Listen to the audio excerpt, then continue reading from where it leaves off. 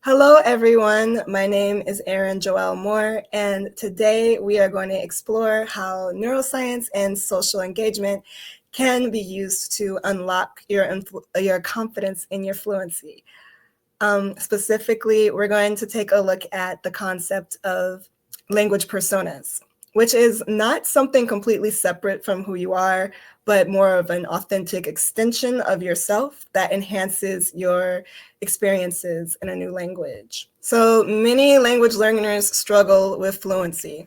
I'm sure you've heard multiple videos begin with this statement so far. And we should know that it's not really about lacking the vocabulary and grammar knowledge, but a lot of it is the fear and the social anxiety that comes with immersing in a new culture or talking to new people in your target language. So if you've ever hesitated to speak a language because you were afraid of making mistakes, this talk is going to be informative for you. Confidence plays a huge role in fluency, and today we're going to explore language personas, which can help break down those barriers. I can tell you about my own personal persona that I take everywhere with me is that I am a Black American woman, and I've grown up having to navigate different cultures throughout my life, which is not so much unlike other people in other parts of the world. And I often reflect on my personal place in the world and how I can navigate new spaces authentically while still being able to be myself and maintain cultural sensitivity. And I wanted to make a presentation that helped people who share my experience, and also for people who may be migrating to a new country, or for anybody in a new social or political climate who may be looking for a new place in the world as well. So these reflections led to this talk, and I want to share how we can all enter new cultures and languages in a way that feels true to who we are while still embracing the nuances of social and emotional engagement. So let's just start with some key concepts that will help us become more aware of how we learn. This is going to give us a little bit more awareness when we're navigating the roles in language and language practice. We know our brains are constantly adapting. It does not stop adapting just because you're an adult. And we call this adaptation and rewiring of our brains with new experiences neuroplasticity. So when we learn a language, our brain creates neural pathways through practice and exposure. In previous talks with this gathering, I have talked so much about input and output. What you put in is going to add to what you already have inside of your head. It's going to synthesize, and then it's going to become more useful as output later. So we're going to just focus on these key ideas about the brain that are involved in language learning. First, let's just talk about the hippocampus. This is the brain's memory center. It's where our emotional and social connections strengthen retention in language learning. Pretty sure I've used the example before of a child learning a curse word. It's not just because the word is a forbidden word. It's the excitement around the word. When something drops, everyone stops, backs up, looks down. Suddenly, everything moves fast, and someone might say, darn, in a expression a voice full of expression. And that's going to be something memorable for a young person, but it's also memorable for any new experience. Our brains are wired to make these connections and also connections with others. So these kind of experiences help embed language naturally. We're going to go into the predictive brain too, because when you engage in a role in conversation, you start to predict patterns that make speech flow more naturally. You don't just think of textbook A, B conversations.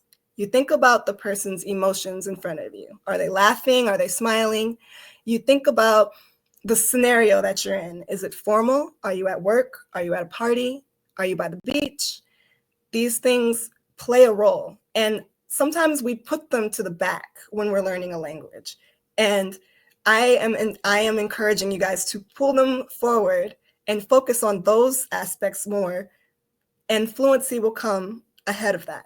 So let's just talk about what a language persona is. A language persona is not going to be an artificial version of yourself. It's a way to embrace the natural ways that we adjust our speech, and based on context and the behaviors of what's happening. We all do this because we know that the way we talk to our family is not going to be the same way that we might interact with somebody in a professional setting. We might solve problems differently, ask questions differently, and even deal with conflict in a unique way, in unique situations. So when we shape this persona, when we think about who we are going to be when we enter a new space, we reduce the fear of mistakes because now we're more focusing on who we are, which we tend to do in our native language. We're more concerned about whether or not there's lipstick on our teeth, or whether or not somebody notices we don't like the color of our shirt today, versus actually being able to engage in an actual conversation. We're mostly confident that we can do that. So it also focuses on the meaningful interactions in front of us and what we're going to take from those interactions. If we're out to have a good time, let's focus on having a good time. Let's not make it a homework project. And it also helps you engage naturally with cultural and social behaviors. And so it becomes more real. You're no longer trying to be a good student, be the perfect speaker, but you're focusing more on enjoying a conversation or accomplishing a goal, resolving a conflict. Naturally, we mimic speech of those around us. I've seen a couple of people speak already and talk about how TikTok is so confusing in foreign languages because it's like a new slang word all the time. And you may pick up some, but not others. But this doesn't mean, to be able to pick these things up doesn't mean that we need to erase our identity and start anew. We are instead just adapting. We're not replacing our old self for a new one. We are using who we are to help us use the language. That being said, this is not my idea of a language persona. Please do not show up as Vegeta. You are not Vegeta, especially not circa DBZ. And if you don't get my references, I'm sure you still know what I'm talking about. So there's no sudden hatred of Saiyans and no insatiable appetite for revenge. Who are you now? That is what we want. This is what the person that you want to introduce yourself as. And typically we do kind of think of what kind of character we're going to be, or what kind of speaker we're going to be, and not so much about ourselves. And that's what I'm here to encourage.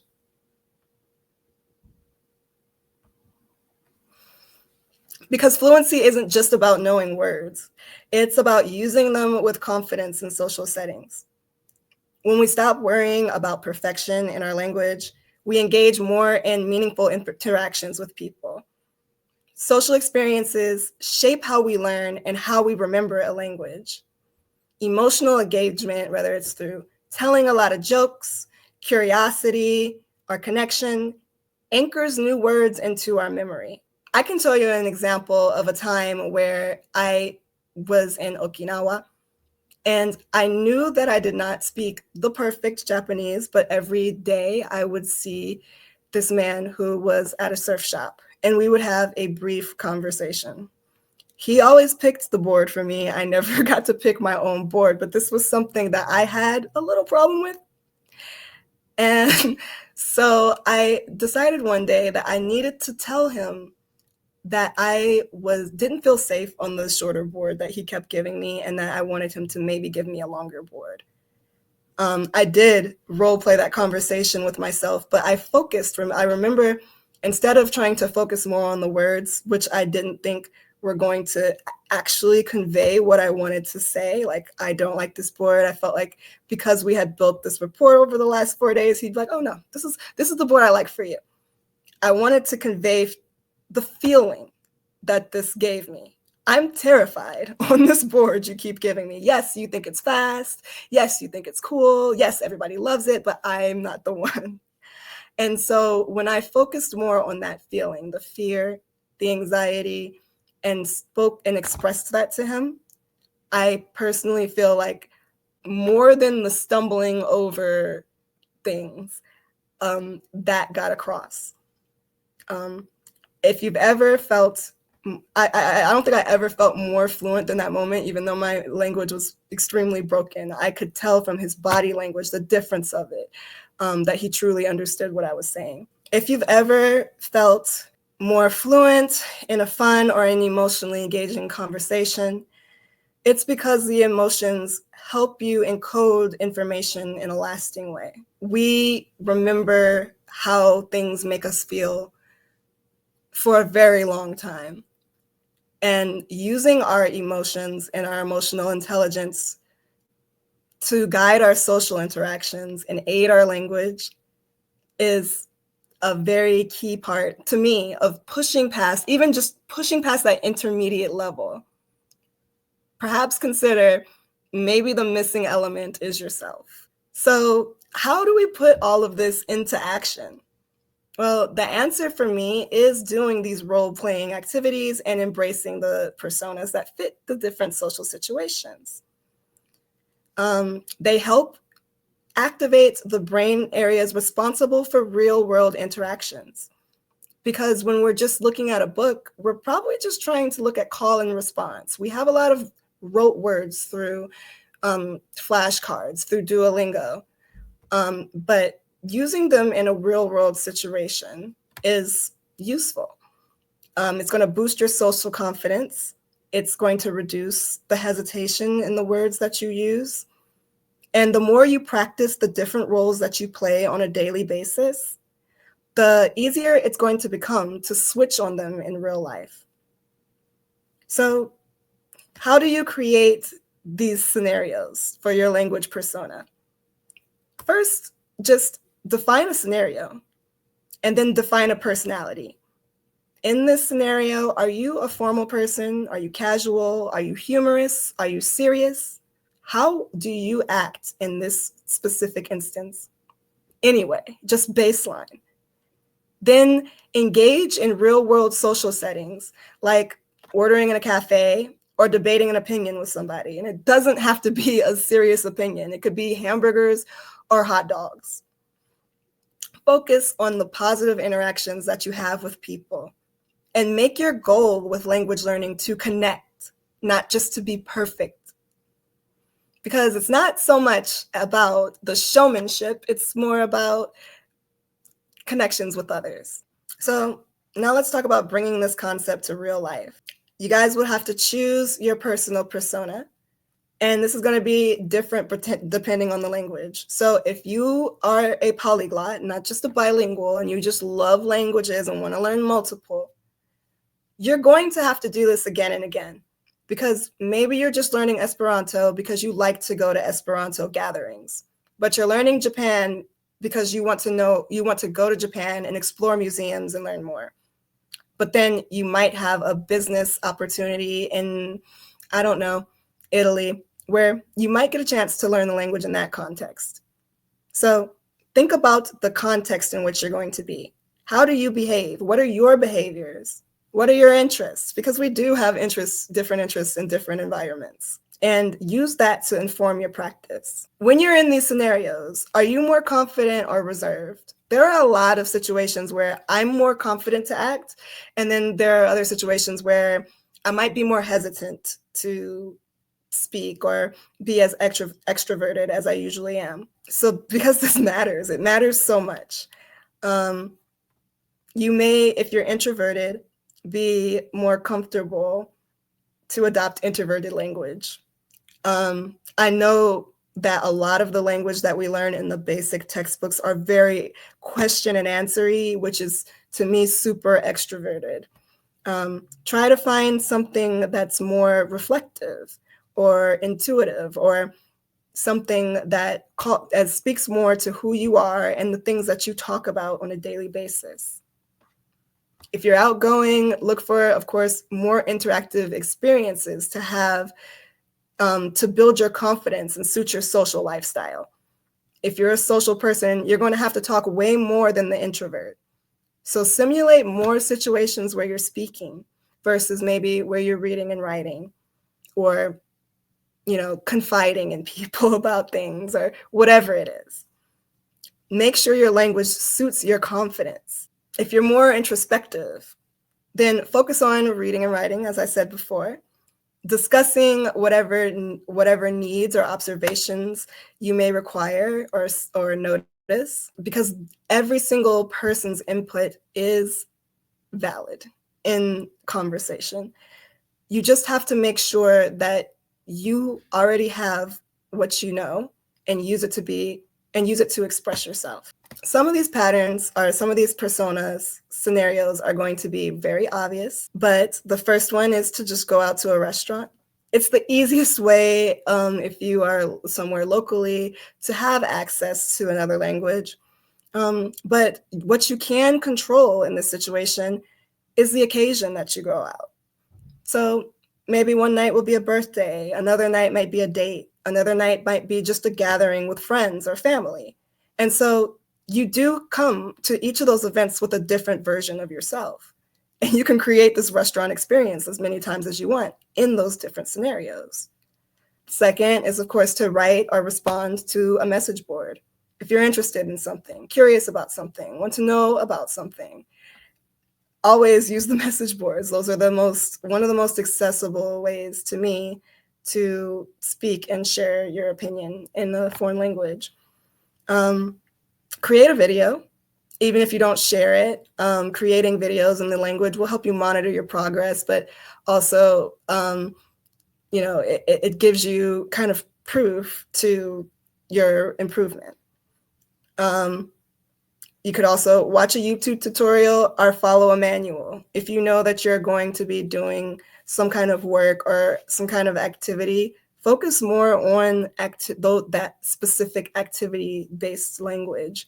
That way you can talk to people or inform them of directions, or help or get help where you need it. Engage in an activity, rock climbing, swimming, dancing, whatever it is. Engaging in that activity using the language, of course, is a very vital part of it solidifying in your brain. And one of the new things I've personally started doing is simulating work tasks, emails and meetings in a foreign language, create presentations to delegate tasks to employees. If you are using a language for business, just pretending like you're having a work day can be really helpful for, the future of your career. So after you do these role-playing activities, start to reflect on what you got from that experience. How did speaking with that persona change your confidence as a speaker? Did you find yourself thinking less and trying to find the words? Or did you find that even if you were trying to find the words, you felt a little bit more connected to the person who you were speaking to or people, and it wasn't as nervous or scary? Did it feel different compared to you just throwing yourself out there?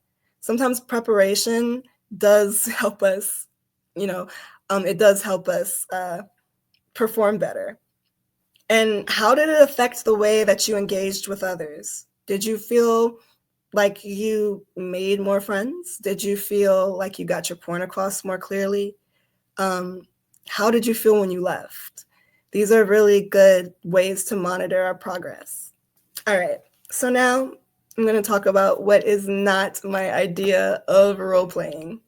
We all know, I'm pretty sure, who Super Mario is. You are not Super Mario. Mario, I don't really know if he talks that much. You have to use the language. You can't just go from point A to point B and, you're done. And then wonder, why aren't I fluent? So even if you're there for work, collecting coins, or just bumping into places while you're traveling and just spending them, focus more on your surroundings. Who is around you? Think of yourself more as a sandbox video game character. where you can walk throughout the reality and speak to people, interact with things. You're allowed to do that. Next, I have a list of books that I used to inform my language learning in the past year. I'm not going to go through all of them, but I felt that they were super useful, and they also helped me come together with this with this current talk that I'm giving you guys. One that I want to point out is Fluent Forever. It's really good. It talks about memory and pronunciation and just really good techniques on how to pick up a language. Sociolinguistics is really good if you want more of that metacognition about how your behavior and your attitude affects language learning, and also just the setting that you're in and the people around you. Mindset, the New Psychology of Success is not necessarily a language book, but there's a lot that you can pick up about it regarding the growth mindset. A lot of times when I hear people talk about learning languages, still, I hear I can't, I don't have, I need. Instead of the mindset book really does put you in a different mindset to empower yourself to grow in whatever it is that you want to do. And another really good one is The Power of Babel, very popular book among polyglots, and it talks about how languages evolve and influence each other. So when I was talking about like how we pick up different parts of languages, this book has like a really large historical insight on those kind of concepts. So to wrap it up, we have explored how neuroscience explains why social engagement boosts language learning. We have talked about how language personas aren't about changing who you are, but about making interactions more natural and confident. We talked about how role-playing helps us practice in a safe and engaging way. We can always start with ourselves or with a tutor and then move on to more broader interactions. And then I would like to hear from any of you guys if you think, how do you think a language persona would help you? If you have any comments or concerns as well, I'm more than happy to engage with those. So the first question is adopting a person who likes sports by learning about it, even if you're not into it. Is that it? I personally think that you should be interested in what it is because you want to be yourself. If you love sports, go ahead and consume as much sport content in that native language, especially the specific sport you like. Look at the commentary, read message boards and see what people are talking about, how they talk about them, respond to things occasionally, and use that, your love of sports, if you do love sports, as a catapult to have conversations. I hope that answers the question. All right, well, it doesn't seem like I'm getting any more questions in, so I really do appreciate speaking here. This is my third year. Oh, there's a comment. Yay, okay, it says, I never thought about the concept of personas, but the talk is making a lot of sense to me because I actually feel that I behave relatively differently when I'm speaking this language or another. Absolutely, because you're speaking them all for different reasons, I'm sure, or at different points of time in your life. And yeah, you do feel a little bit different when you speak a different language. Absolutely. I thank you guys for coming to listen to me today. I did not do the best job at pubbing this. I didn't post a video. I didn't post the picture like I was supposed to, but I'm hoping to get that in later so that others can check this out. Someone said that they understood that personas are about us, our individual traits, but do you think that languages have different personalities or that certain ones would tend to awaken certain types of personas? Absolutely, yes. Yes, absolutely, especially because you're talking to different kinds of people. They're going to bring different things out of you. So I do definitely believe that our personality is affected. And that's kind of what I wanted to get across. So I'm just going to try and double back and solidify my point, which is I really do want you guys to figure out who you are in these different scenarios authentically and use that as the lead to the language learning. Everything else will follow. Because when you're yourself, people feel that. They feel that connection. Do you feel the influence of culture on your personas, on my personas? Absolutely. Absolutely. As I had mentioned before, just growing up as a Black woman in the United States, I maneuver between all different kinds of cultures, professional, formal, different groups of people. And I feel the influence on who I am and like how I interact with people just in English. So of course, with different languages, we do have like different influences based on the different cultures. Do I know of any examples about how this approach might have been integrated in education? That's a good question. Um, I really the only examples that I can think of is maybe the A-B conversations that you have in the textbook in my personal experience. Um, I have gotten a TESOL license, and if I were to try and create this, I would probably have two students get together, find out what they have in common, and try to have a debate. I think debate would probably be the best way. And like I said before, even if it's hot dogs or hamburgers or hot dogs, tacos, and you just debate that, I think that that's a good way to kind of get a persona having a different perspective than you don't normally have. Some kind of exercise like that, I think would really help. The next question was, do I think more we are open-minded, the more we are good at learning a language? Absolutely. Because language is not just about, you can translate this word to this. It's about understanding the people that you're speaking to.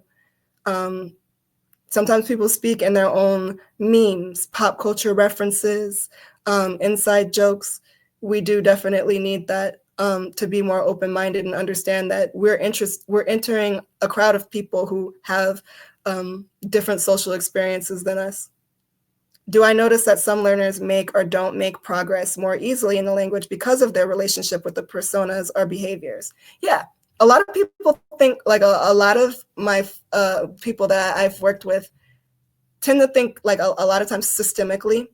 And so they're really focused on, this is what I want to say, but I don't know how to say this, and I need to get these verbs, and that they're not so much thinking about themselves. It's more about, they're making it homework, and they're not making it like an actual experience that they're about to explore. So if you don't really consider yourself the human, and you kind of treat yourself like a robot, and you're like A, then B, you're definitely going to, I honestly think that that's like the key thing to people's intermediate plateau, is just that. Focusing too much on rules and why you aren't passing those rules, and not about how you're just not falling into the language by being yourself and letting everything else come. That was a good question. All right, guys, thank you so much for listening to me speak. And I, again, really enjoy the Polyglot Conference. I'm going to start using my little persona knowledge, going from room to room and chatting with you guys. So I hope you guys have a great evening, afternoon, and until next time, goodbye.